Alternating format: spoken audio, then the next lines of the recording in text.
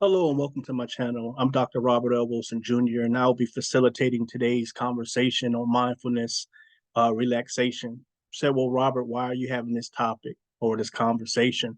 One of the reasons is that being mindful can really help you in relaxing, and being more relaxed can help you in your life, help you to live and enjoy a more relaxed life, but also it translates into every other aspect of your life like in business. It helps you to be a more relaxed business owner. So work doesn't always have to be hard. Life doesn't always have to be hard. So I wanted to share a couple points on mindfulness, relaxation, how to be intentional about it, and how to incorporate it into your personal, professional leadership and organizational development and practices.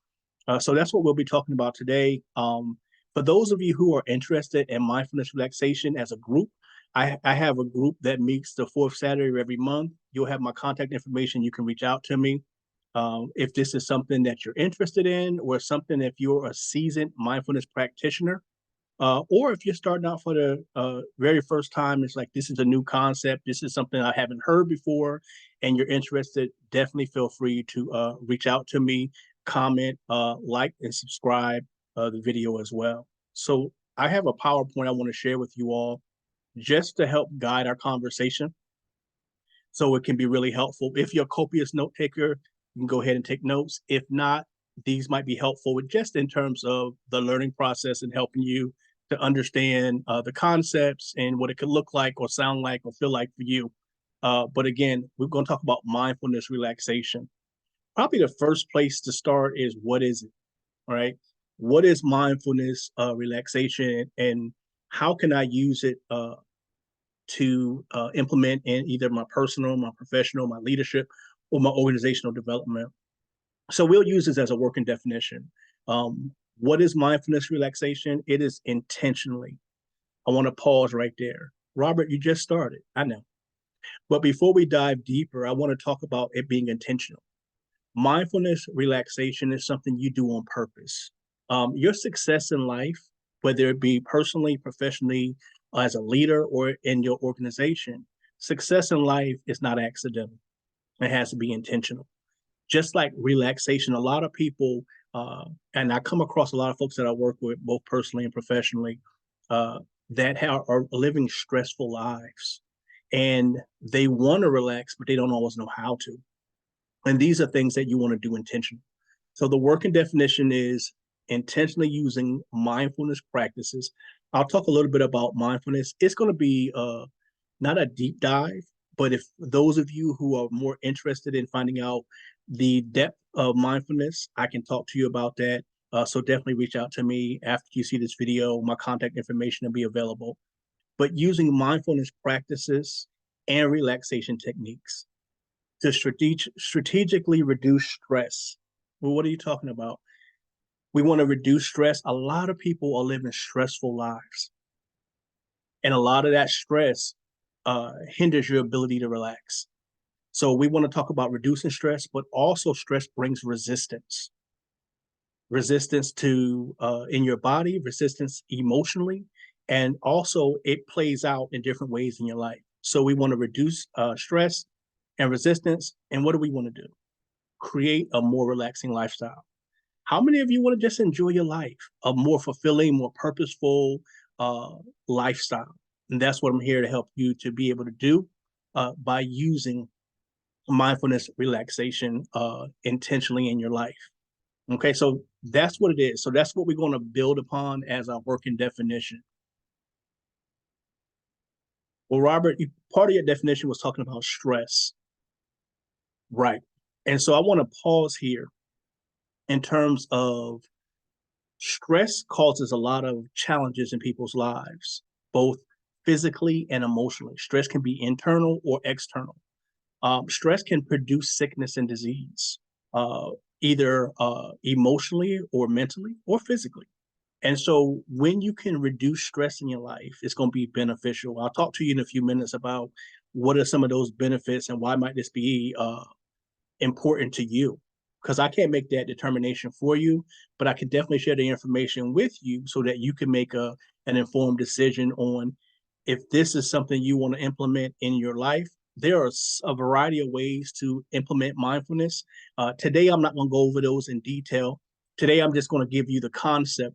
But if you're like, Robert, this is something I want to learn about, this is something I can definitely see the benefits about for in terms of my life, or if you're just living a really stressful or stressed out life, and you're looking for ways to reduce that, reach out to me. Okay. But stress can be both physical, emotional, and then what happens is a lot of stress can be held in your body and it can turn into uh, sickness or disease or other challenges in your body or emotion. So we want to reduce or eliminate stress in your life. Okay.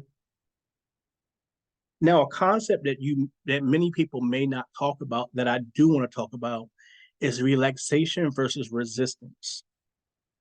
Relaxation, when you are in a relaxed state, emotionally and or physically, in your body or your mind, it puts you in a position and a posture to allow and to flow. Again, to allow and to flow.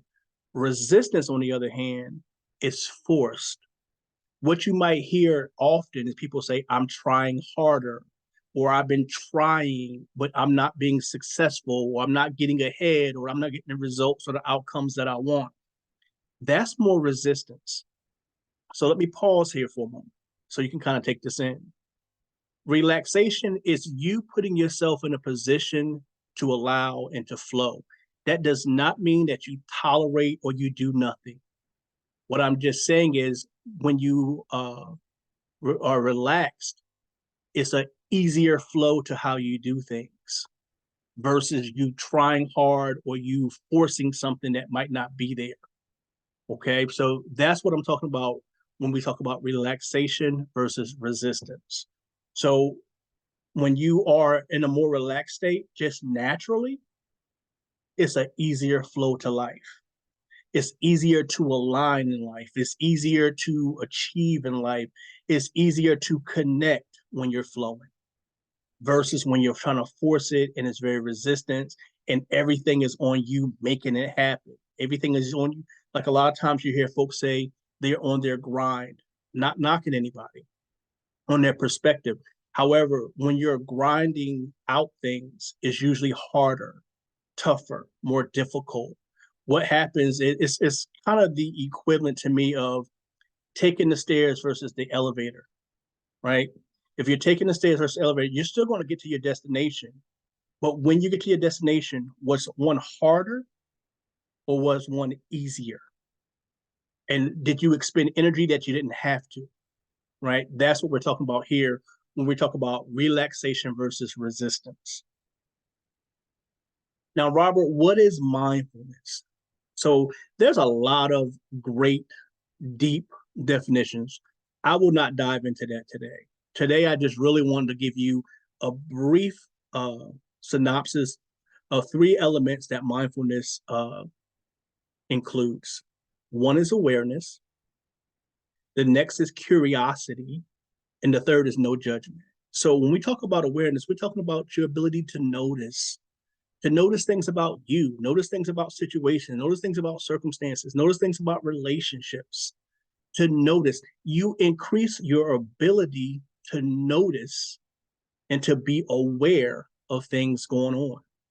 Curiosity is your ability to explore and to stay open, as opposed to being closed-minded or closed off or so stuck in your opinion that you can't see another perspective. So being curious, instead of maybe, why is this happening to me? What can I learn from this? How can I grow from this? How can this benefit me? Right? What can I do differently? And then the last part is no judgment, not judging yourself, not guilting yourself, not condemning yourself. It happened. Okay, I might not want that to happen again, but what can I do? Right? Versus I shouldn't have let that happen, or that shouldn't have happened to me, or blame. So this helps you to not judge yourself or other people. Okay, so again, the three elements of mindfulness is awareness, curiosity, and no judgment. So that's what we'll use. Well, what are the benefits of mindfulness relaxation? or implementing these practices or strategies in your life. One is to reduce or eliminate the symptoms of stress in your life, right? Also, it increases your ability to find joy, enjoyment, happiness, or fulfillment in everyday life. A lot of people are looking for their lives to change or bring them these things, but it starts with you. Your joy, happiness, etc., starts from the inside out. It increases your ability to pay attention, to focus, right? On whether it's work, whether it's on relationships, whatever, wherever you want to place your attention, it helps you be able to do that. Um, it helps with your comprehension and your understanding and how to apply things. Helps you in your resilience and resourcefulness. If you're having challenges with sleep or health issues, it helps there. So these are some of the benefits of being able to be more relaxed, to reduce stress, and to increase your ability to relax in your life. Now, how does that translate over into development? Well, I'm glad you asked. So some of the work that I do is I do work in personal, professional leadership and organizational development, education, and training. So I implement relaxation techniques or mindfulness relaxation techniques in a lot of the work I do. So when I'm working with individuals on a personal level, I can incorporate this in them getting clarity of direction or setting goals, or if I'm doing life and wellness coaching, I can include this in that. If I'm doing work with folks in the professional arena, it helps with your creativity, your innovation, your decision making, being able to make choices, right, more effectively, more efficiently. If I'm working with leaders or leadership teams, this is where you can implement things like emotional intelligence, social intelligence, spiritual intelligence, impacting your leadership practices, your outcomes, your results. This is where I include it in like a leadership development piece. And for organizations, I help folks talk about organizational culture, organizational wellness. This is where you implement strategies and techniques to help employees feel more valued, more appreciated, which translates into higher productivity and performance and people better rapport within the workplace, better workplace relationships. So these are all just some ways that I use mindfulness, relaxation techniques and strategies in development, whether it be personal, professional, leadership, or organizational. So I just wanted to give you a quick review, or should I say, a quick overview, probably a better terminology, a quick overview of mindfulness relaxation, how it can be beneficial, how you can use it in your development, personal, professional, leadership, or organizational. If you're interested in this topic and you want more information on it, reach out to me. If you're looking to implement this in those different areas that I mentioned already, reach out to me. Or if you just like, hey, Robert, I want more information just in general, reach out to me. Thank you and have a great day.